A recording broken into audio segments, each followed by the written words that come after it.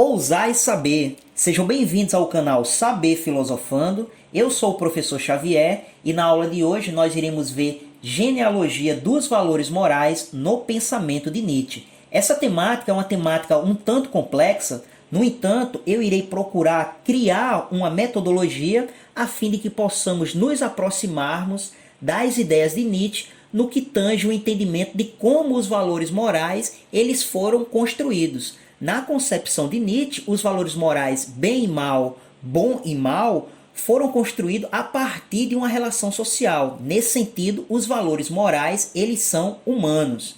Essa perspectiva do filósofo contraria a metanarrativa da criação do universo, fundamento do ideal cristão, que se encontra na Bíblia Sagrada, mais precisamente no livro de Gênesis, onde mostra que Deus criou os céus e a terra, assim como toda espécie de ser vivo, incluindo o ser humano. A imagem de Deus o criou, homem e mulher, conhecidos como Adão e Eva, que viveram no Éden, jardim de Deus.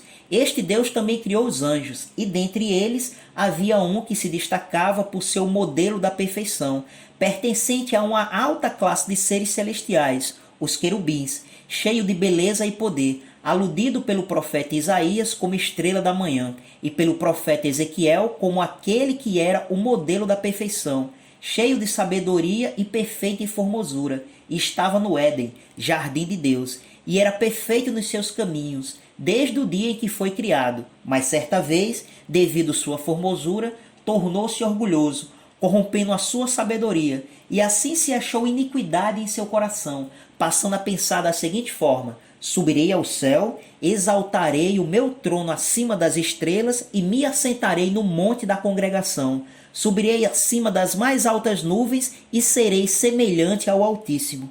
Esse anjo persuadiu outros anjos e se rebelou contra o Altíssimo, mas foi lançado fora do monte de Deus. Após ter sido expulso, decidiu corromper o ser humano.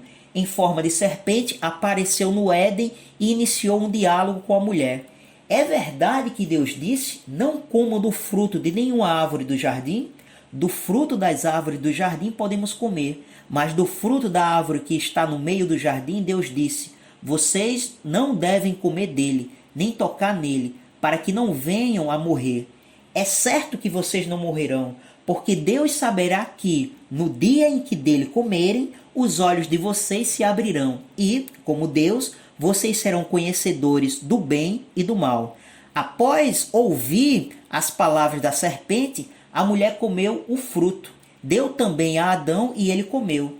Então os olhos de ambos se abriram e, percebendo que estavam nus, costuraram folhas de figueiras e fizeram cintas para si e se esconderam da presença do Senhor Deus entre as árvores do jardim. Mas Deus chamou Adão e lhe perguntou: onde você está?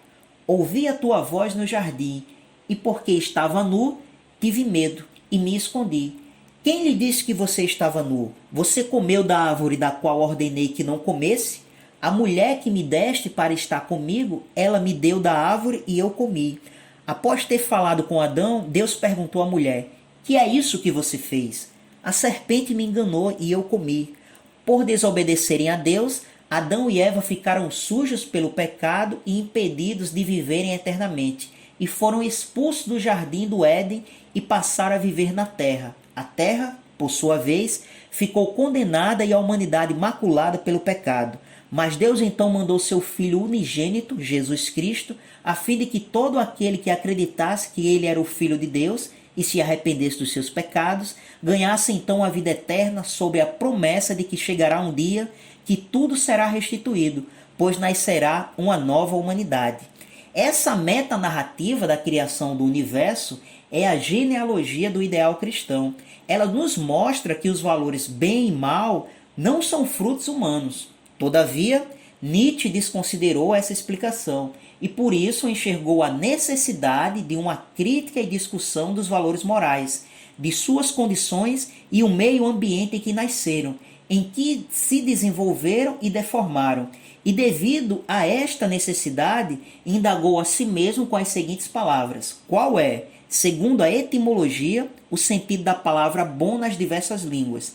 E, instigado pela própria indagação, fez uma genealogia dos valores morais e considerou que esta palavra em todas as línguas deriva de uma mesma transformação de ideias. O filósofo analisou os valores bem e mal, bom e mal, chegando à conclusão de que esses valores não partiram do mundo suprassensível, e sim de uma casta superior e dominadora em oposição a uma casta inferior e baixa, determinando a origem da antítese entre bom e mal. Em seu processo investigativo, Nietzsche detectou que o valor bom não foi uma herança passada aos homens a partir de ações altruístas de indivíduos bondosos, mas da autoridade e domínio de homens nobres, a aristocracia guerreira do período homérico, poderosos e superiores que julgaram boas as suas ações, estabelecendo o valor bom e o fundamentando ao seu estilo de vida nobre marcado por robustez, vigor, saúde de ferro e tudo aquilo que implicava uma atividade livremente jubilosa. Após a criação do valor bom, a casta de homens nobres criou o valor mau, atribuindo àqueles que não tinham um estilo de vida semelhante ao seu, a classe sacerdotal, os devotos, sendo denominados de fracos. Estes, por impotência, mais tarde se ressentiram e inverteram as noções de valores criadas pelos nobres, entendendo que bom é igual a formoso, igual a feliz, igual a amado de Deus, e, com o encarniçamento do ódio da impotência, afirmaram: só os desgraçados são bons, os pobres, os impotentes, os pequenos são os bons, os que sofrem, os necessitados, os enfermos são os piedosos, são os benditos de Deus. Só a eles pertencerá a bem-aventurança. Pelo contrário, vós, que sois nobres e poderosos, sereis por toda a eternidade os maus, os cruéis, os cobiçosos, os insaciáveis, os ímpios, os réprobos, os malditos dos condenados. Os fracos, ou seja, a classe sacerdotal, os devotos, com a inversão e transformação dos valores morais, levantaram um não à noção nobre de ser e, em seguida, designaram o valor mau aos nobres, a aristocracia guerreira do período homérico. Por meio da investigação dos valores morais, Nietzsche encontrara a explicação para o sentido etimológico da palavra bom, entendendo que esta, por um lado, foi derivada dos nobres a partir da ideia de nobreza no sentido de ordem social, e por outro, compreendida pelos fracos a partir da ideia de amado de Deus.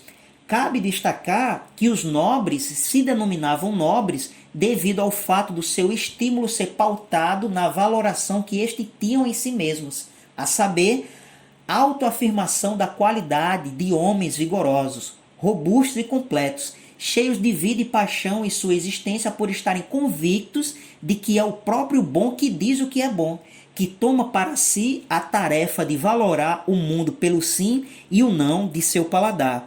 Já os fracos, por sua vez, eram fracos devido ao fato de seu estímulo ser pautado em um sentimento construído sobre a forma de estupefação, de sonho, de repouso, de paz, de descanso do espírito, de estender dos ossos pela falta de confiança em si mesmos. Não à toa diziam para si mesmos: sejamos o contrário dos maus, sejamos bons. O bom é o que não injuria ninguém, nem ofende, nem ataca, nem usa de represálias, senão que deixa a Deus o cuidado da vingança e vive oculto como nós e evita a tentação e espera pouco da vida como nós, os pacientes, os humildes e os justos.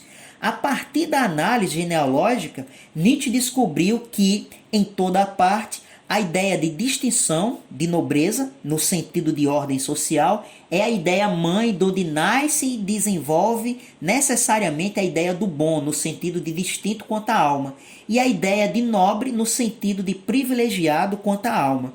Por meio da análise genealógica, Nietzsche identificou que os valores bem e mal foram frutos dos que se autoafirmaram bons, chegando à conclusão de que tais valores são humanos, demasiado humano.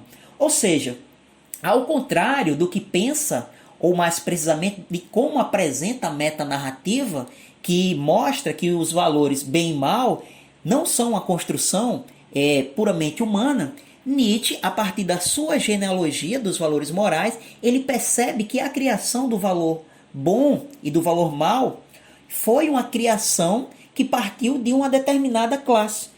Isso se deu a partir de uma relação social. Essa classe, mais precisamente os aristocratas, eles, por se considerarem bons, por se considerarem nobres, criaram o valor bom. E em seguida atribuíram o valor mau àqueles que não tinham estilo de vida igual ao seu, ou seja, a classe sacerdotal, os devotos. Mais tarde, essa classe, a classe sacerdotal, inverteram os valores criados pelos senhores.